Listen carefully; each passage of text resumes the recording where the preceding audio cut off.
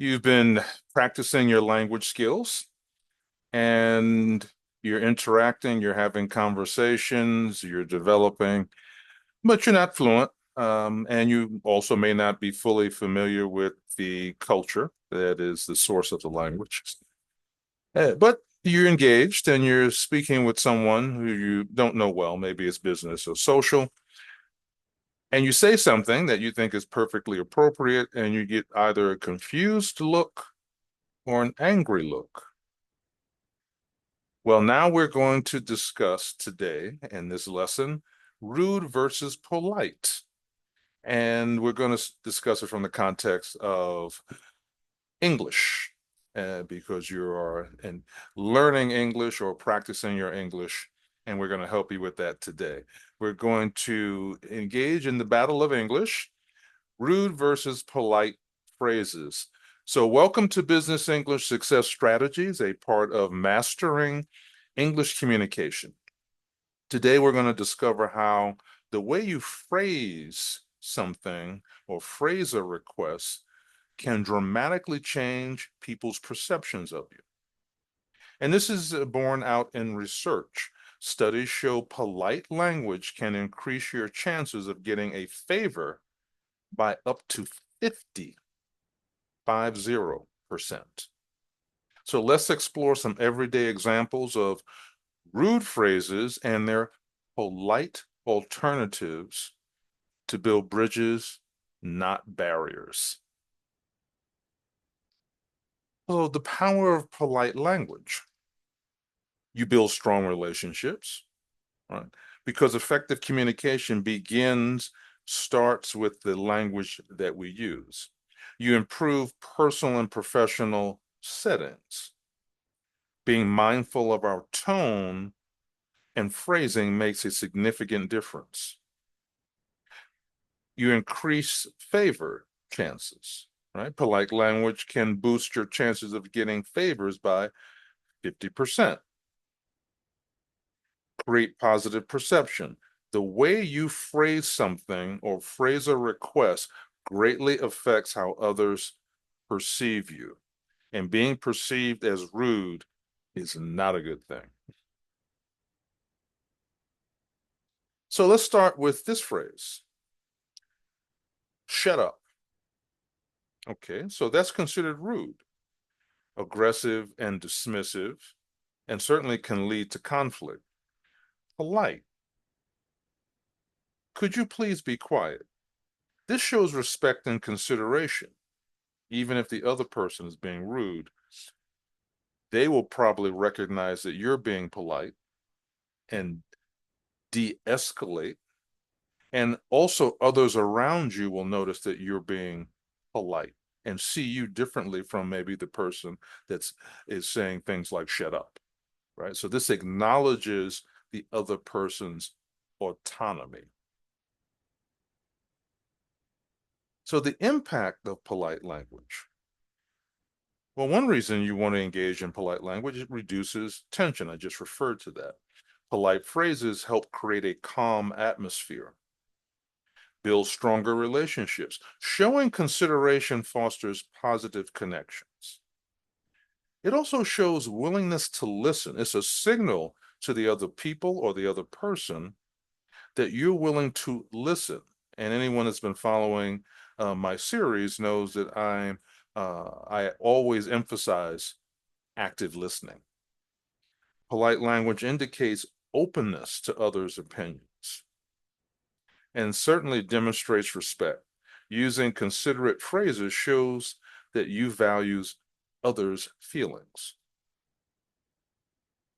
Let's look at another phrase in the rude versus polite battle. I don't care. Well, rude is I don't care. Shuts down conversation and shows disinterest. Polite: I appreciate your input, but I have a different perspective. This acknowledges the other person's opinion, but it opens dialogue. The impact is polite phrasing creates an environment where people feel heard and valued. Now, if you're finding this information useful so far, please do hit that like button. We would appreciate it. Thank you. Another phrase in the rude versus polite battle: what do you want? Now, before I continue, I want to say that this language works in almost all cases, right? Now, obviously, the context of what you're doing and where you are, um, etc., can play a role where you may not want to use polite language, but in normal situations, you do. And another exception is when you're talking to a loved one.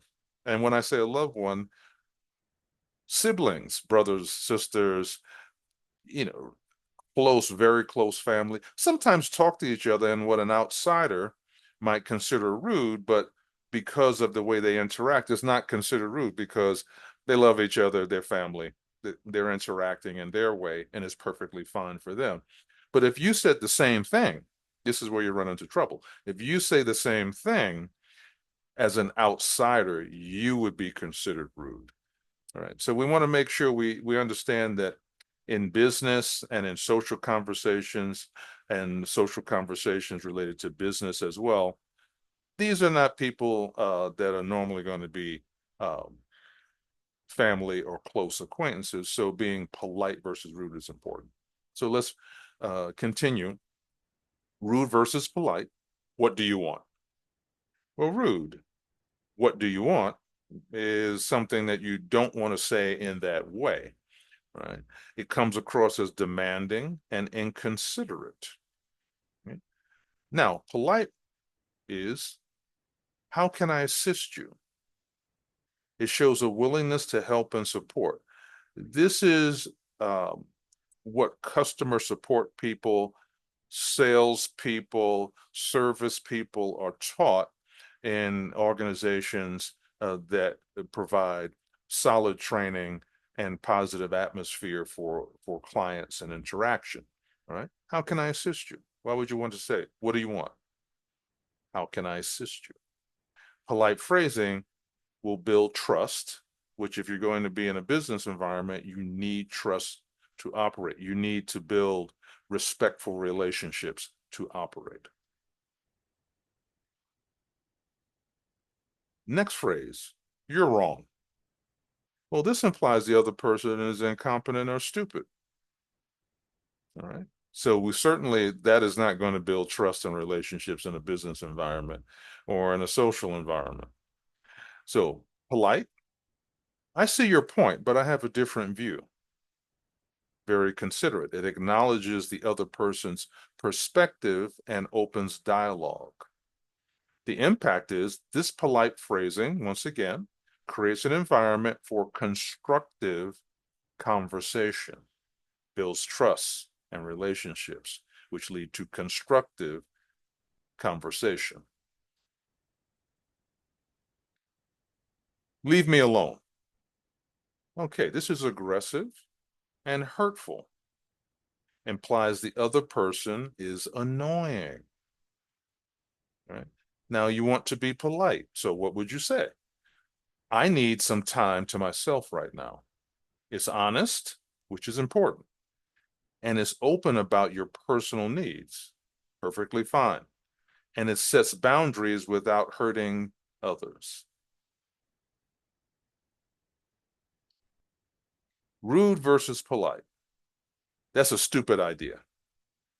Well, this implies incompetence and can damage self-esteem.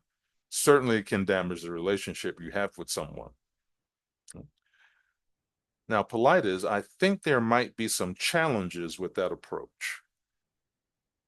Polite provides constructive feedback and encourages dialogue. So the impact here is that this polite phrasing creates an environment for growth and learning. It builds bridges and creates and fosters a positive atmosphere. Here's another one. Hurry up. Whoa, definitely rude. Polite. Could we please speed things up a bit? It shows respect for the other's time, builds trust and cooperation, achieves goals more effectively. So replacing hurry up with a polite alternative helps to create a more positive and productive environment.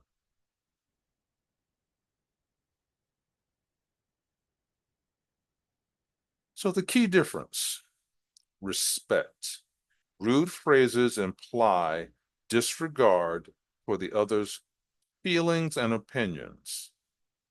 People aren't stupid, they pick up on disrespect very, very quickly.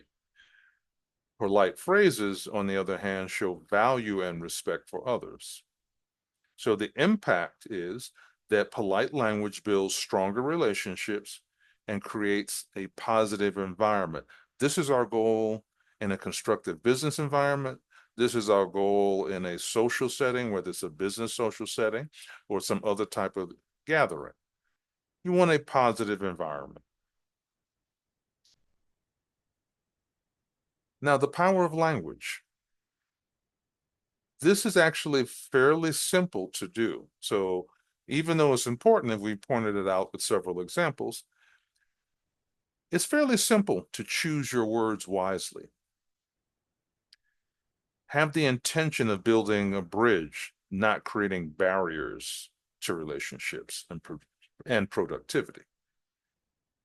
You want to create positive environments. You want to strengthen relationships. Language has the power to do all of this. It has the power to build bridges, and it has the power to build barriers. So let's choose to build the bridge.